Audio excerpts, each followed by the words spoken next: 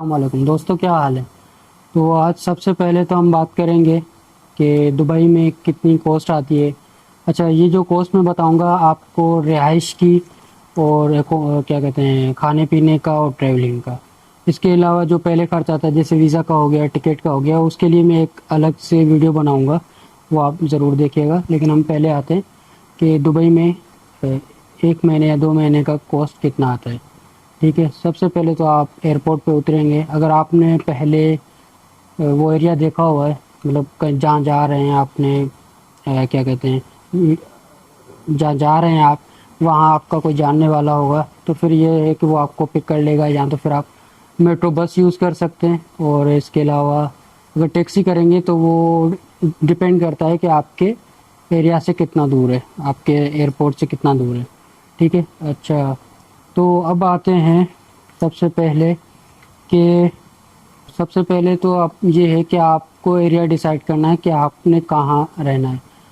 और अगर आप मेरीना, जेएलटी वगैरह इस तरफ रहते हैं तो यहाँ का रेंट और किराया बहुत ज़्यादा लगता है। अगर आप क्या कहते हैं, बरदुबई, होल्लांस इस तरफ जाएंगे तो रेट कम होता है। दूसरा ये डिपेंड करता है कि आपने क्या कहते हैं, बेड स्पेस लेना है या फिर क्या कहते हैं, पूरा रूम आपने अकेले लेना है। अगर रूम लेंगे बरदुबई या होल्लांस इस तरफ, तकरीबन 2000 से 2500 के दरमियान। अगर यही रूम आप मेरीना और जेएलटी की तरफ लेंगे तो वहाँ ज़्यादा महंगा आपको पड़ेगा। और अगर बेड स्पेस की बात करते हैं तो बरदुबई या उसके तरफ में तकरीबन आपको पड़ेगा 250 से 400 दिरहम के दरमियान। डिपेंड करता है कि कितने लोग एक रूम में हैं। आजकल तो 600 रूम का चल रहा है। तो रूम का बेड स्पेस की बात कर रहा हूँ, 600 बेड स्पेस का।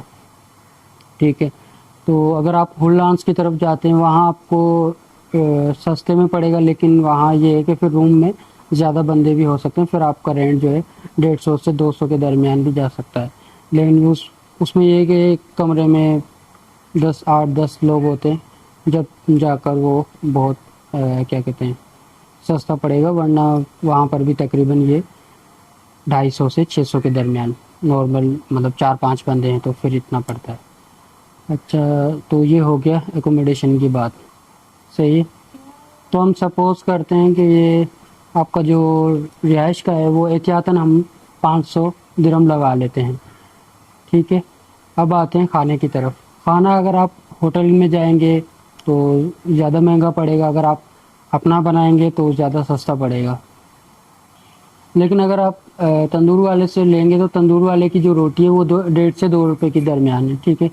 तो आप अगर 2 रोटी भी खाते हैं तो अगर 2 रुपए के, डेढ़ डेढ़ रुपए के हिसाब से लगाएं तो भी ये तकरीबन 3 दिरहम आपके बनेंगे। ठीक है।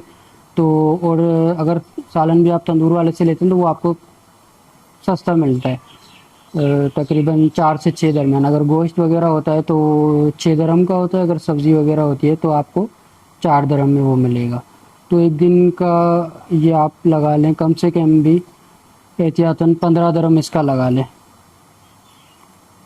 तो ये तकरीबन आपका बनेगा 19 से 20 दिरहम। हम एहतियातन इसको भी 20 दिरहम लगा लेते हैं दिन का।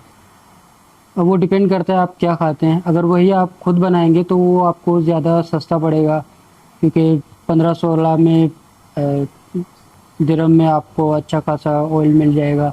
और इसके अलावा आटा भी सस्ता पड़ेगा, सब्ज़ी वगैरह भी कंपेरेटिव सस्ती है बाकी, मतलब जहाँ आप ख़रीदते हैं तो उससे सस्ती आपको पड़ेगी। मैं ये रिकमेंड करूँगा, अगर आप जॉब सर्चिंग पर हैं तो आप अपना टाइम निकाल के खाना खुद बनाएं। किसी वक्त चले खा लें, लेकिन कोशिश करें अपनी क्या कहते हैं, अपना खुद से बनाएं तो वो ज़्यादा खुद से बनाए तो वो ज़्यादा बेहतर रहेगा। तो ये 4 दिरहम की आपकी रोटी हो गई और 4 दिरहम का आपका सालन हो गया। तो अगर ये 3 टाइम पे करते हैं, हम एहतियातन इसको 20 रुपये कर देते हैं। ठीक है, 20 दिरहम कर देते हैं, सॉरी। तो ये खाने का हुआ 600, और एकोमोडेशन हमने लगाई थी तकरीबन 500।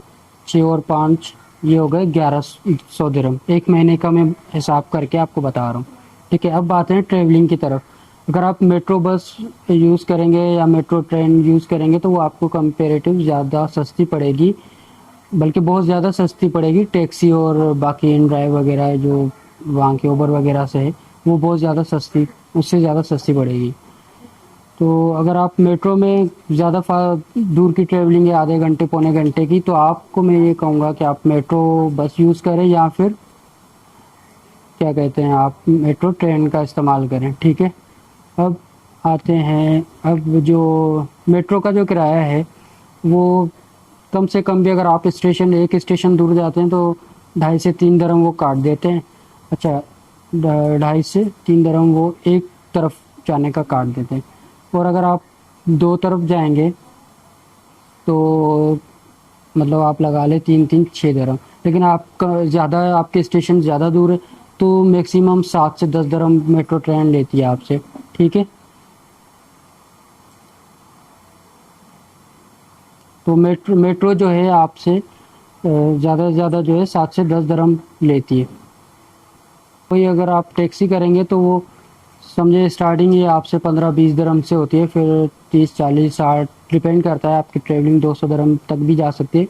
آپ کی ٹریولنگ کتنی ہے تو اس حساب سے بہتر ہے کہ آپ کارڈ بنوا لیں.